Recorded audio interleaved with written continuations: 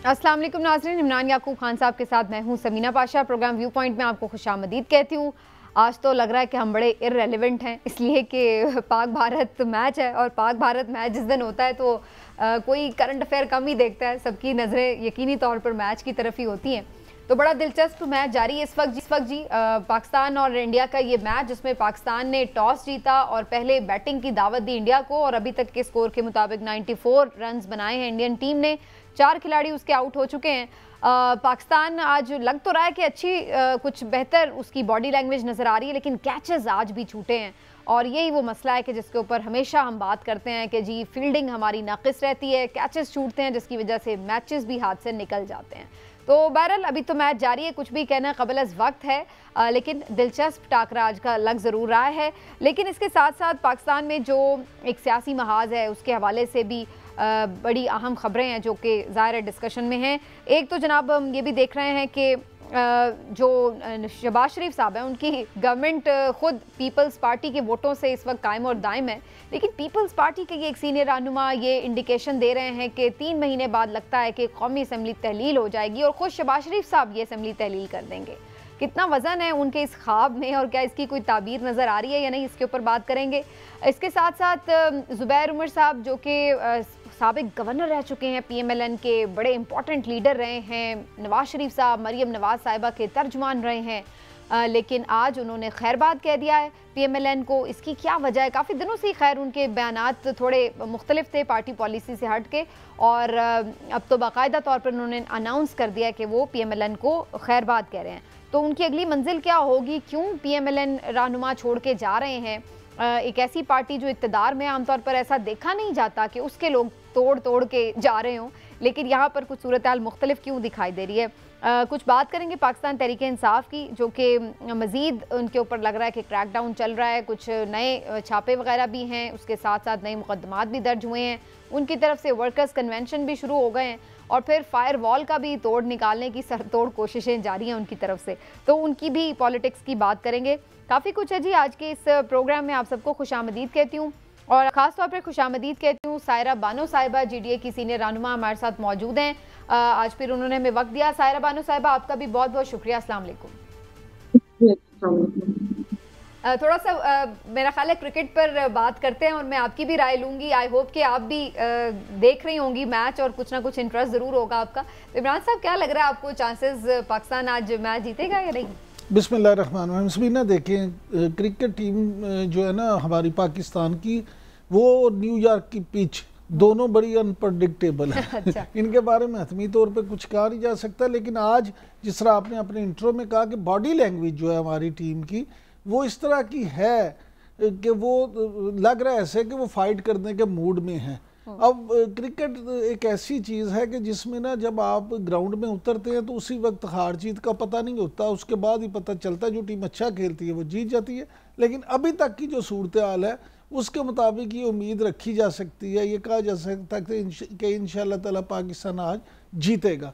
और आज अभी तक उन्होंने कैच ज़रूर 2-1 छोड़े हैं, लेकिन अदरवाइज़ बॉलर्स जो हैं उन्होंने भी शिकवा दूर कर दिया अपने कप्तान का। आज अच्छी बॉलिंग हुई है और ख़ास तौर पे आप देखें कि 5 विकेटें अब गिर चुकी हैं 95 रन पर। तो अभी तक तो अच्छा कंटेन किया, लेकिन कितना स्कोर बनेगा टोटल ये देखना होगा। सायरा, आप उन लोगों में शामिल हैं जो मैचों से मायूस होकर अब देखना बंद कर चुकी हैं, या उन लोगों में शामिल हैं जो अभी भी कहीं ना कहीं खबर रखते हैं कि मैच में हुआ क्या? मैं पहली वाली कैटेगरी में से हूँ। अच्छा। यानी आप मायूस हो चुकी है मैच से।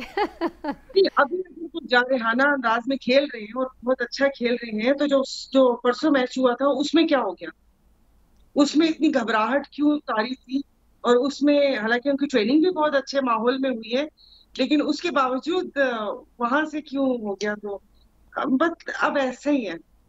हम लोग ना वैसे ऐसा नहीं आपको लगने लगा कि जैसे वो तुक्के होते हैं ना, हमारे हुकूमत में हम ऐसे ही तुक्कों में चलाते हैं कि कोई फलां मुल्क दे देगा कुछ पैसे 4 दिनों के लिए, कुछ जरा कर्जे रीस्केड्यूल कर देगा तो थोड़ा और सांस मिल जाएगा, कोई थोड़ा सा यहाँ से हम कर लेते हैं, हैं तुक्केबाजी से। जी जी कहिए आप। मन बिल्कुल नहीं था, वो बस यही है कि अब हम भी गांव में अगर मैच में खेलूंगी तो मेरे ख्याल में मेरे बच्चे से कोई क्या बताऊं आपको? बताएं बताएं, बताने के लिए तो आपको मैंने बुलाया ना। क्यों उतारी थी? अमेरिका की एक क्लब क्लास की जो टीम थी, वो भी मांगे तांगे की, वो वहां तो उनकी ये गेम ही नहीं है। उसमें आपने देखा होगा कि कोई इधर से लिया, कोई उधर से लिया, उससे हमारी ये हार गई। तो देखें, इन्होंने शक व शुबात के माहौल में तो हमें खुद ही रखा हुआ है ना। अगर सपोज हम शक ना भी करें तो हमें यकीन भी नहीं है। सही, हम बीच की कैफियत नहीं, लेकिन आज लेकिन अब इसका मतलब हमारी टीम की क्लास कोई नहीं है, हम बस तुक्केबाजी से मैच जीत जाते हैं। हारने पे आए तो यूएसए से हार जाएं, आयरलैंड से हार जाएं, जिम्बाब्वे से हार जाएं, जीतने पे आए तो इंडिया या ऑस्ट्रेलिया को भी टफ टाइम दे देते हैं। ये देखिए पाकिस्तानी टीम का आप शुरू से हाल देख लें।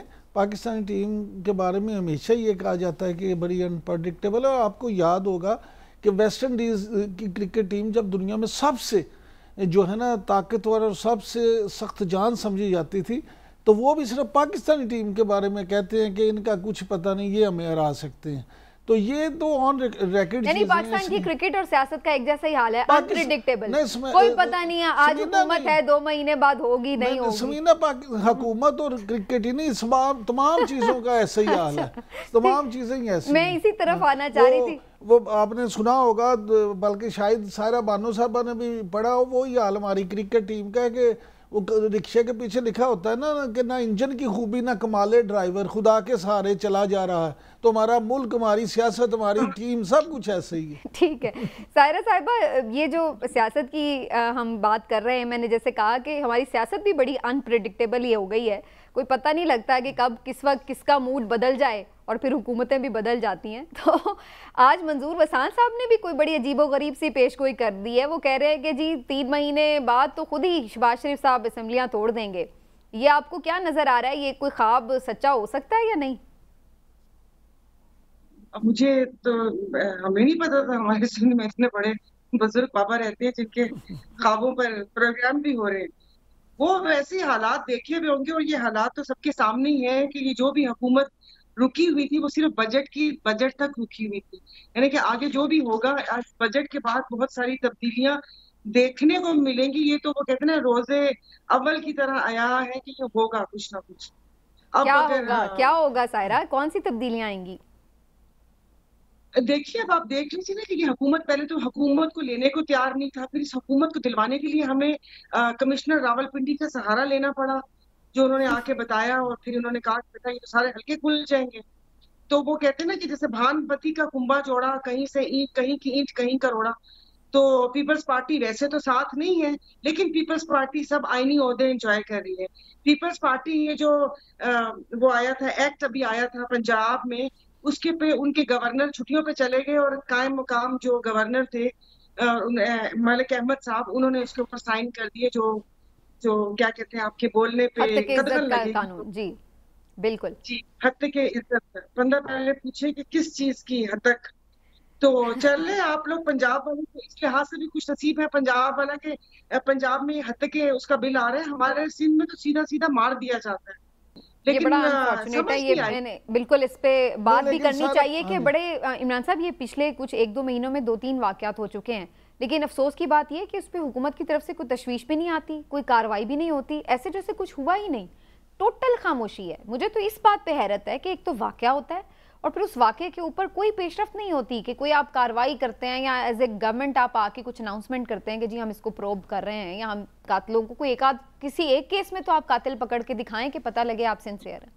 नहीं समीना, असल में ये देखें बेहिसी है, और वो इसमें वो खानापुरी के लिए आते ज़रूर हैं, 1-2 वुज़रा आ जाते हैं, फिर एक बयान आ जाता है, फिर ये कहा जाता है कि कातिलों को कैफरे किरदार तक ज़रूर पहुँचाया जाएगा, लेकिन अमलन उस पर कुछ होता नहीं। और उसकी बुनियादी वजह मैं समझता हूँ एक ये भी है कि हम जो खुद जर्नलिस्ट हैं वो भी मुत्तहिद नहीं हैं। देखें, जब जर्नलिस्टों की भी इतनी तंजीमें होंगी, एक छोटे छोटे जो शहर हैं उनमें 2-2, 3-3 प्रेस क्लब खुल जाएंगे, PUJ, KUJ और पता नहीं कितनी जो सहाफ़ती तंजीमें, उनके कितने ग्रुप हैं, जब 4-4 तंजीमें बन जाएंगी तो फिर हम खुद जब हुकूमतों के आलाकार बनते हैं तो फिर यही होता है। तो सहाफ़ियों को भी सबसे पहले मुत्तहिद होना चाहिए, और फिर अगर हम अपनी बेहिसी, मेरा तो ये सवाल है कि इस बारे में सहाफ़ियों को मुत्तहिद होकर प्रेशर डालने की ज़रूरत ही क्यों पड़े भाई?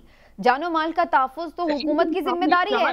यस, ये तो उनकी जिम्मेदारी है, उनको ये करना है।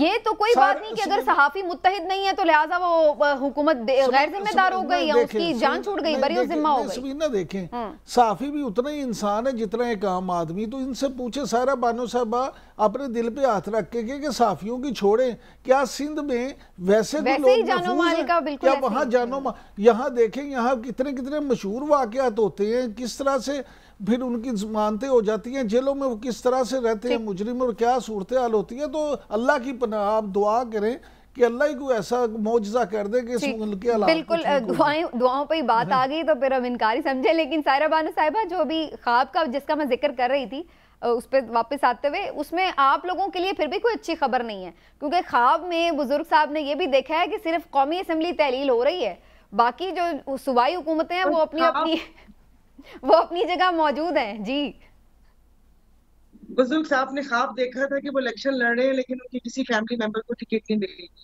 चलें, वो अब मुझे नहीं पता कि वो सुन गुन कहाँ से लेते हैं और कहाँ से। मैं आपको कह रही हूँ कि ये तो हालात सभी को पता है और इसके ऊपर प्रोग्राम्स भी हुए कि जिस तरीके से एक गवर्नमेंट बनी है कि वजीर दाखिला उनका अपना नहीं, फाइनेंस मिनिस्टर अपना नहीं। वजीर दाखिला को आप देखिए कि 4 ओहदे, यानी कि इनकी पूरी काबीना में या पूरी नून लीग में कोई इतना कॉम्पिटेंट बंदा ही नहीं है कि जो ये ओहदे संभाल सके। तो अब देखिए, आपने कहा ना कि ये सब कुछ कब तक चलेगा, तो मेरा कहना ये है कि सुहागन वही जो पिया मन भाए।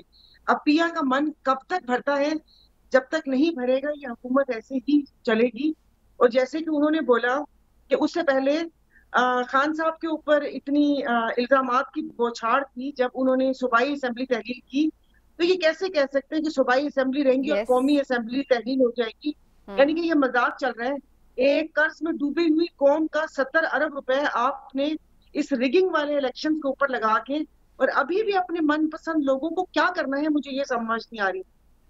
और सिंध का हाल इन्होंने कहा था, सिंध का तो अल्लाह ही हाफिज है, हमें तो लगता है वादी चंबल में बैठे हुए, वादी चंबल वालों को होंगे। अच्छा सारे बानो साहब, ये फरमाइएगा कि मंजूर वसान साहब जो हैं उनके काफ़ी अरसे से कोई ख्वाब उनका कोई पूरा नहीं हुआ, कोई सच साबित नहीं हुआ, तो फिर इस ख्वाब पे हम कैसे यकीन कर लें? वो तो अपने एनालिसिस से कह रही है कैसा होगा। सवाल पूछ रहे हैं, हमें तो यकीन नहीं है, क्योंकि ये तो वो वाली बातें हैं कि जो बस इधर उधर से उड़ते फुड़ते पता चल ही जाती हैं।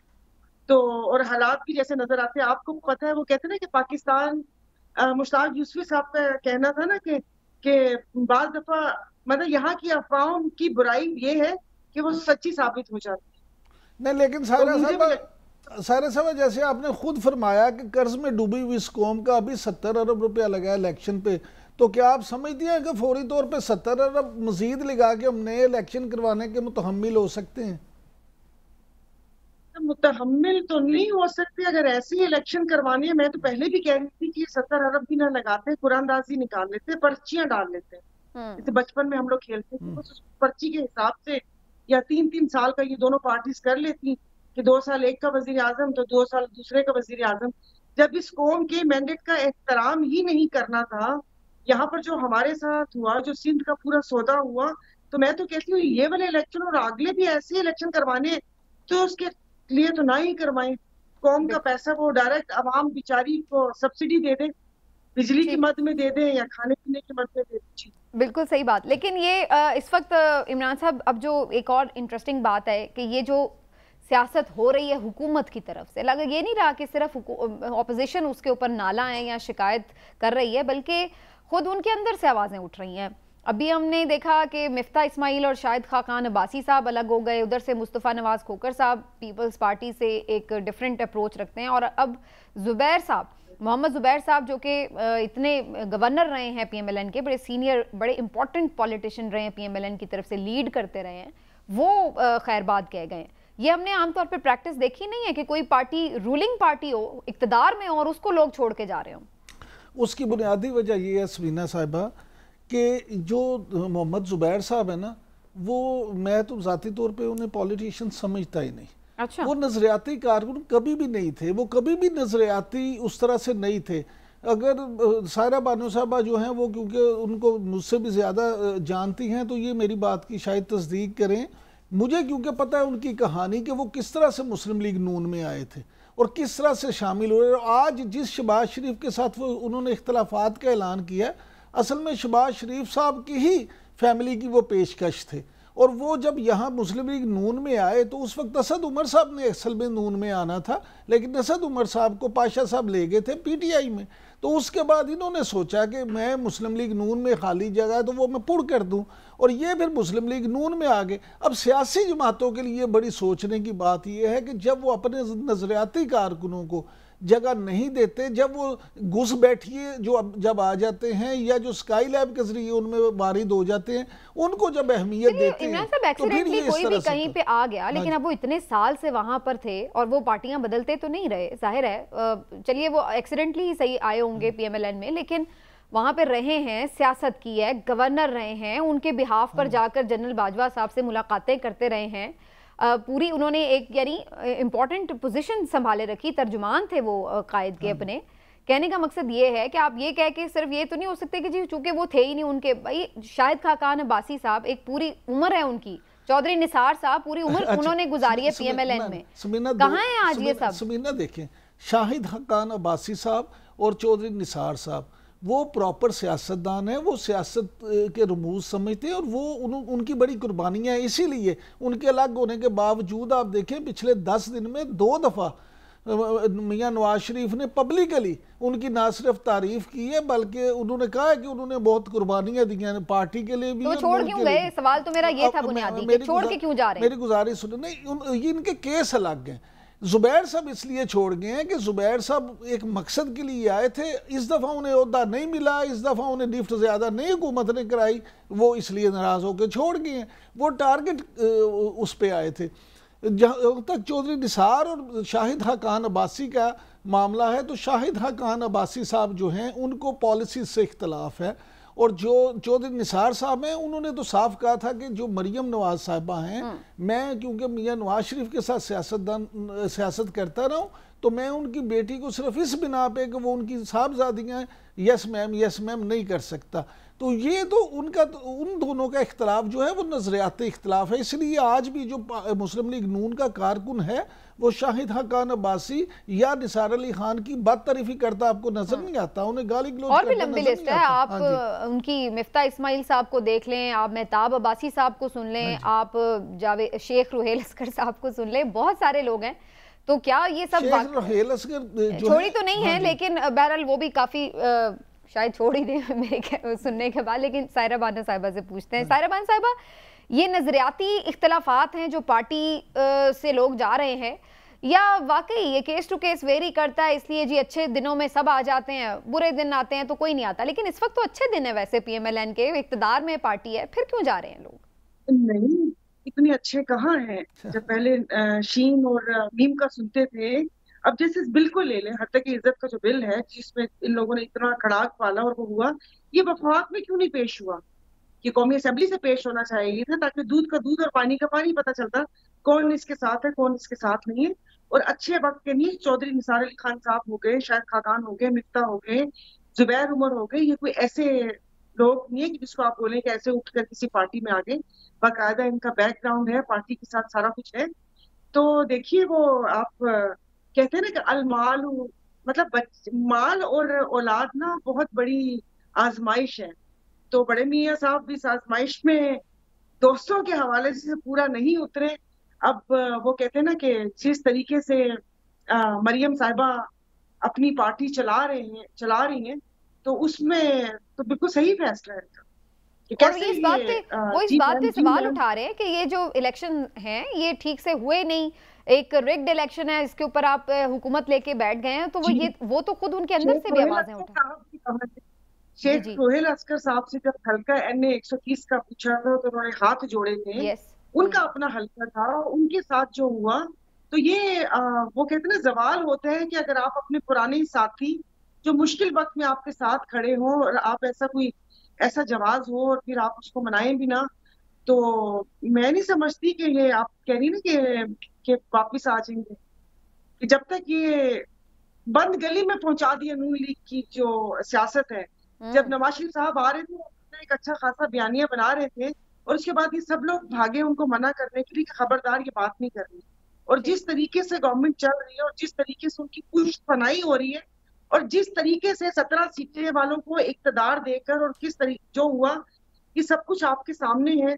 बस बाज लोगों की बर्दाश्त जवाब दे जाती है, अच्छा उनकी नहीं होती। सारा बानो साहब ये फरमाइएगा कि जीडीए के हवाले से भी ये बड़ा कहा जाता है कि जीडीए भी जिन लोगों ने बनाया था वो भी सबको पता है कि जीडीए किस तरह से बना, क्या हुआ, तो उसके बाद क्या हुआ कि जीडीए जो है वो क्यों आंख का तारा नहीं रहा, जीडीए को क्यों इस तरह से हालात का सामना करना पड़ा?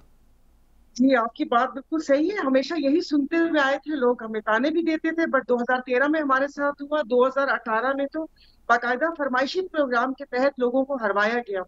आप कह रहे हैं कि जीडीए जीडीए नहीं, जीडीए एक कहीं से सुना है कि प्रेशर था कि आप लोग तहरीके इंसाफ में जम हो जाए, ये मैंने कहीं से उड़ती उड़ती खबर सुनी थी। लेकिन नहीं, फिर जो यहाँ पर बाकी जमातें थी तो हम लोगों ने ग्रैंड डेमोक्रेटिक अलायंस बनाया और अल्हम्दुलिल्लाह वो पहला एक अलायंस है कि जो इलेक्शन होने के बाद और जिस तरीके से हरवाया गया उसके बाद भी वो अलायंस मौजूद है यहाँ पर।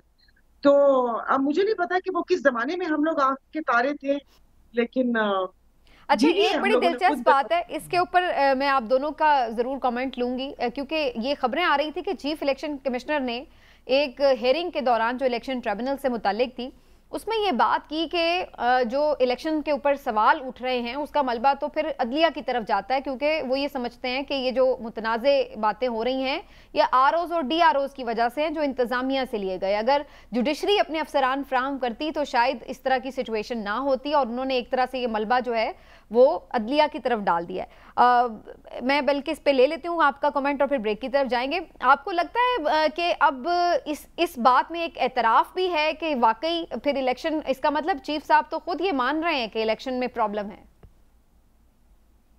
मुझसे सवाल किया ना? जी जी सायरा साहिबा।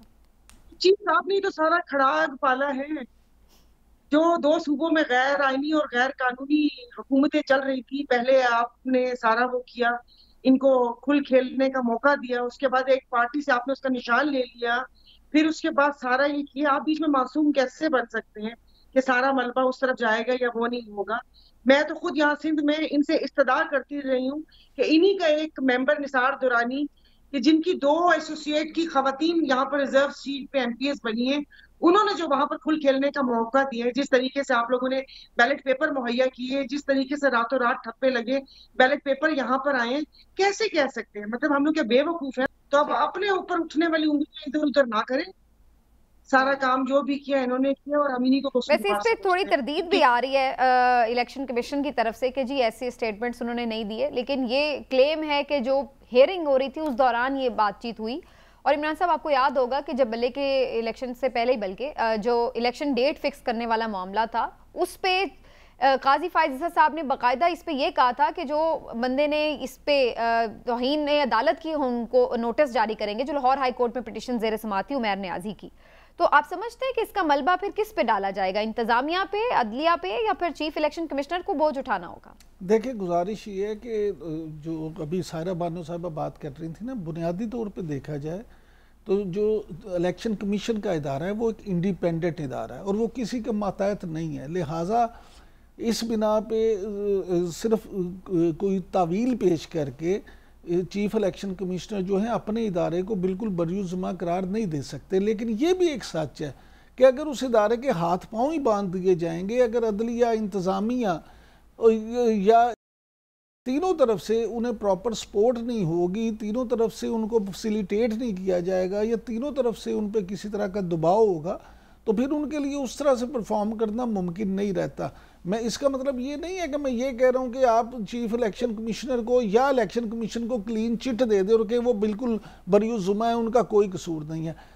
इंतखाबात साफ और शफाफ कराना बुनियादी तौर पे एक इलेक्शन कमीशन की जिम्मेदारी है, और अगर उन्हें किसी वजह से इसमें जिम्मेदारी में कुछ रुकावट महसूस होती थी तो उनका फ़र्ज़ था कि वो मीडिया पे आते, मीडिया टॉक करते और सब पूरी कौम को बताते कि ये प्रॉब्लम्स हैं, इसलिए हम जो हैं वो शायद हमें ये रुकावटें पेश आ रही हैं। लेकिन अगर उन्होंने उस वक्त इस बात का नहीं किया तो फिर अब वो किसी और की तरफ उंगली करके करेंगे तो उसकी वो हैसियत नहीं रहेगी। लेकिन अब ये बातें तो सारी फिर वहीं पे आ जाती हैं कि इसका मतलब तो ये है कि फिर आप कहीं ना कहीं एडमिट तो करते हैं कि ये जो इलेक्शन है वो ठीक नहीं हुए, और यही आपकी बुनियादी जिम्मेदारी थी कि आपने साफ शफाफ इलेक्शन कराने हैं, जो कि आप नहीं करवा सके।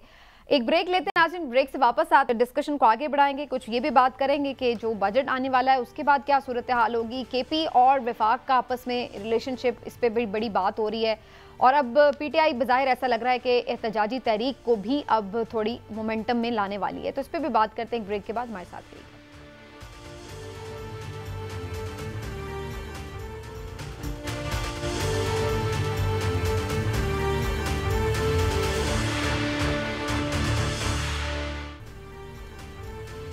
जी वेलकम बैक नाज़रीन। और जैसे कि हुकूमती परफॉर्मेंस के ऊपर भी हम बात कर रहे हैं, आगे कितना टफ टाइम दे सकती है अपोजिशन।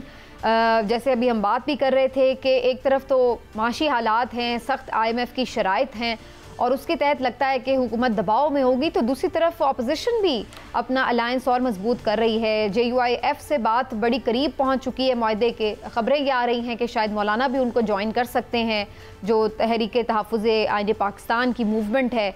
अब पंजाब में भी वर्कर्स कन्वेंशन स्टार्ट हो चुके हैं PTI की तरफ से, और बज़ाहिर लग रहा है कि वो इस तरफ जा रहे हैं कि पंजाब में भी जलसे जुलूस का आगाज़ किया जाए। तो ये कितनी बड़ी कोई मूवमेंट बन सकती है, इस पर भी बात करते हैं। इमरान साहब, आपको क्या नज़र आ रहा है कि जो ईद के बाद, अक्सर लोग कह रहे हैं कि बकर ईद के बाद अब हो सकता है कि हमें एक नया एक स्पेल देखने को मिले जलसे जुलूस का, और फिर आगे कुछ लोग तो इवन लॉन्ग मार्च की भी बात कर रहे हैं, तो आपको लग रहा है कि अब वाकई ये मूवमेंट जो है तेज़ हो सकती है अगर पंजाब में भी काम शुरू हो जाए? देखें, अगर पंजाब में काम शुरू हो जाए तो फिर तो मूवमेंट तेज़ हो सकती है, लेकिन मुझे ऐसा बज़ाहिर लगता नहीं कि फौरी तौर पे पंजाब में मूवमेंट शुरू हो सके। उसकी बुनियादी वजह ये है कि अभी जो आपने अपने सवाल में ये जिक्र किया था कि जी वर्कर कन्वेंशन पंजाब में शुरू हैं, तो आपको ये भी पता होगा कि साथ ही मुकदमात भी शुरू हो गए। तो जब गिरफ्तारियां, तो मामला ये है कि जब मुकदमात होंगे, फिर जब क्रैकडाउन होगा तो फिर उस तरह से मूवमेंट बनेगी नहीं। और दूसरी बात ये मूवमेंट तो मेरे ख्याल से बनेगी तब जब ये सब होगा। नहीं देखिए, अगर ये ना हो तो फिर कैसे मूवमेंट बनेगी? उसकी वजह देखिए, मूवमेंट उस वक्त बनती है जब लीडर जो ना साथ हो। बानी चेयरमैन जो हैं PTI इमरान खान, उनके बगैर आप देखें जो स्वात में जलसा हुआ है, जलसा कोई इस तरह का जलसा नहीं हुआ, हालांकि वहाँ पूरी क़यादत मौजूद थी, चीफ मिनिस्टर भी मौजूद थे, लेकिन वो इस तरह का ताबड़तोड़ वो जलसा नहीं था जिस तरह के PTI के जलसे होते रहे हैं। KP में स्वात में जलसा और उसका वो जितनी स्पेस थी वो तो कवर थी, अब उन्होंने स्पेस उतनी रखी है या उन्होंने ज्यादा नहीं रखी, वो उनसे सवाल किया जा सकता है। ये सारी चीजें आप देखें ना, क्यों स्पेस रखी? वहाँ तो बहुत बड़ा शो, इतनी देर के बाद आप शो कर रहे हैं तो वो तो बहुत बड़ा होना चाहिए था। बुनियादी वजह ये है कि एक क्रैकडाउन की वजह और फिर बानी चेयरमैन का ना होना, ये एक सेटबैक है। उसके बाद जब ये गिरफ्तारियां होंगी, आपकी जो सफ़े अव्वल की क़यादत है वो बेचारी खुद अपनी जानें बचाती होंगी, कुछ जेलों में होंगे, तो उसका भी असर होगा। लिहाजा मैं नहीं ये समझता कि ईद के फ़ौरन बाद कोई इस तरह की मूवमेंट हो जो हुकूमत को ला के रख दे। अच्छा, लेकिन GDA इसमें क्यों नहीं शामिल हुई तहरीक तहफ़्फ़ुज़ पाकिस्तान मूवमेंट में? क्या आप लोगों को इन्वाइट नहीं किया या आप लोग खुद कुछ इंटरेस्ट नहीं ले रहे? क्योंकि ये सारी बाकी जमातें हैं, GDA उसमें शामिल नहीं है जो मूवमेंट चला रही है। जी, अभी जो मौलाना साहब आए थे पीर साहब के पास, तो उसके बाद हम लोगों की कॉन्फ्रेंस हुई थी, तो ऐसे कोई खुल के जवाब हमें भी नहीं, लेकिन एक बात हुई थी कि जिस तरीके से माजी में पहले MRD और ARD और इस किस्म की तहरीक चली है, तो उसमें यही होता है कि जो जरा भारी पार्टी होती है उसमें उसने अपने जो भी मुतालबात होते हैं या चीजें वो करके बाकी पार्टीज को बीच राह में छोड़ कर गई हैं। ये हमारी सियासी पार्टीज का वतीरा है। मैं उससे पहले आपसे बात में कर रही थी बशीर मेमन साहब की कि उन्होंने यहाँ पर एक सीट एडजस्टमेंट हुई थी कि भाई उन इलाकों में और ये और वो, उसके बाद जिस तरीके से यहाँ पर फिर जो हुआ उसके बाद तो बशीर मेमन साहब भी कहीं नजर नहीं आ रहे। तो नून लीग के लिए एक हमारे शाह मर्दान शाह साहब का एक फिक्र था कि वो जब इक़्तिदार में नहीं होती तो पाँव पकड़ती, जब इक़्तिदार में होती है तो गला पकड़ती है। फिर मौलाना साहब का आप मुझे देखिए कि वो इलेक्शन सीट्स भी ली उन लोगों ने, उन्होंने जो रिजर्व सीट थी PTI की उसके ऊपर सबने शबखून भी मारा, हिस्सा बकदरे जुस्सा। उसके बाद मौलाना साहब की पार्टी में एक खातून असेंबली में ऐसी है जिनको उनकी अपनी पार्टी वालों को नहीं पता कि ये कहाँ से आई है, उसका जवाब भी नहीं दे सके। तीसरा, मुल्क के वसी तर मफाद में यूसुफ रजा गिलानी साहब को सेनेट में वोट भी दे दिया। जब ये सब चीजें साथ साथ तो नहीं चल सकती, कुछ वाजिया हमें भी हो। और बाकी रही कि पीटीआई की क़यादत, अब हमें भी पता चले कि पीटीआई की किस क़यादत से बात करनी है। असद कैसर साहब से बात करनी है, क्योंकि उन्होंने अपने ग्रुप्स बना लिए। और जो अभी उससे पहले आप तहरीक की बात कर रहे थे, अब मसला ये है कि लोग खान के नजरिए, खान की बात के साथ तो हैं, लेकिन अभी जो फेसेस रह गए हैं उसमें लोगों को भरोसा नहीं है। अगर लोगों को शऊर दिए या जुबान दी है तो वो लोग पलट कर बोलते भी हैं और पूछते भी हैं। अब आपने शेर अफजल मरवत साहब का देखा होगा, फिर उसके बाद जो खवातीन के साथ हुआ, आलिया हमजा मलिक, यास्मीन राशिद, सनम जावेद है, उमर सरफराज चीमा, महमूद रशीद, किसके नाम लूं? क्या ये लोहे के बने हुए थे?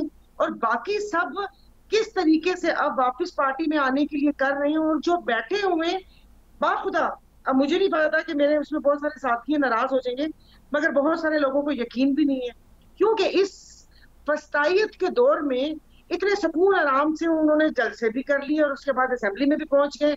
और इस आलिया हमजा का जुर्म इतना बड़ा था कि वो आज उसके घर के, उसके अपने घर के बाहर खड़ा करके उसके बच्चों और शौहर को बाहर निकाल कर और कोई ढूंढ रहे थे कि साल पुरानी या खुदा जाने के वो अपने लिए गैरत तो हमीयत ढूंढ रहे थे या क्या ढूंढ रहे थे। तो मैं नहीं समझती, जब ये सारी चीजें हाल वाजिया होगी तो फिर जीटीए एक लाया अमल बनाएगी, क्योंकि अब तो जैसे लग रहा है कि कोई हर कोई अफरा तफरी में है।